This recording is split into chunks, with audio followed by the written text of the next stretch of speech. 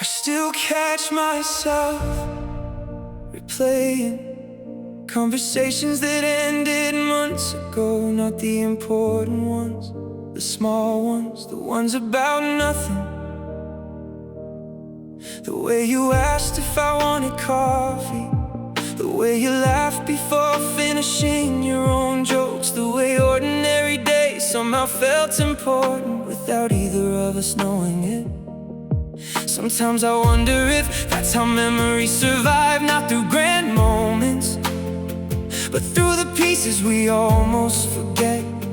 I keep thinking about that last week, how normal it looked from the outside, how neither of us knew we were standing so close to the end. If I had known, would I have spoken differently, stayed longer, held on tighter? Questions are strange things, they don't ask permission before moving in, and once they arrive, they rarely leave quietly. I'm drowning in what ifs. What if I called that night? What if I stayed instead of leaving? What if I fought harder for something already slipping away? I'm drowning in what ifs, building whole worlds from possibilities that never got the chance to exist. And every answer I invent only leads to another question. I'm drowning in what ifs, and I don't know how to swim back yet.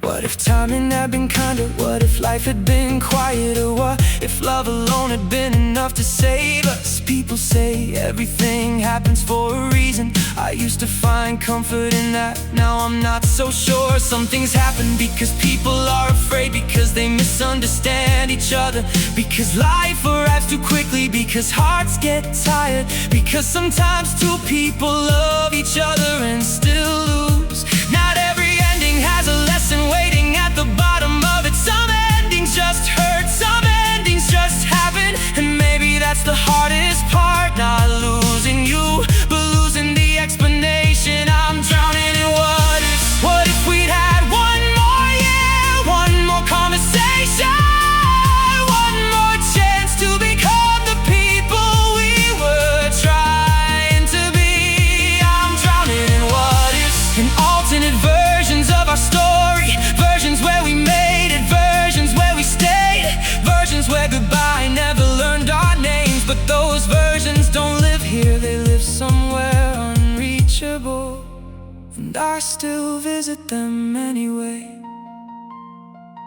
There was a time I thought memories were the hardest thing to carry. I was wrong, possibilities way more, memories of edges, they begin and end, but possibilities stretch forever.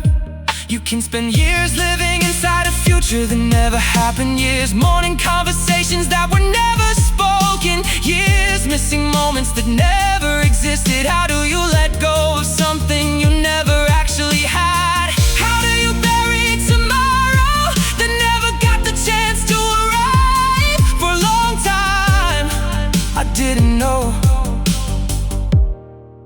Then one morning I realized something. The questions weren't keeping you close, they were keeping me stuck. Every what if was another way of refusing to live inside what is. Maybe peace isn't finding answers, maybe peace is accepting that some questions will remain unfinished. Maybe closure isn't a door someone hands us, maybe it's a door we build ourselves, brick by brick, day by day, choice by choice build. So I started letting the questions rest, not because they disappear, not because they stop mattering, but because I was tired, tired of arguing with history, tired of negotiating with memories, tired of asking the past to become something different. The past never answers back, no matter how loudly we call for it. I was drowning in what ifs until I realized I was forgetting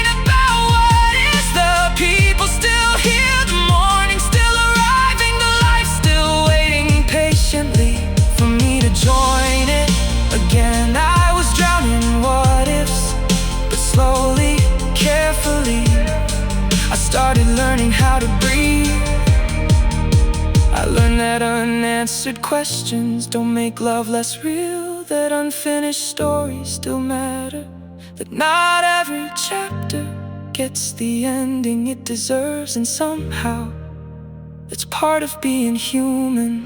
There are still nights when the questions come back. What if I had stayed? What if you had too? What if we had been stronger than the things that broke us? Maybe I'll always wonder, maybe part of me always will. But wondering isn't living, and I still have living left to do. So I'll carry the questions gently, without letting them carry me. Because I can't change yesterday, I can't rewrite goodbye, I can't rescue the versions of us that only existed in imagination.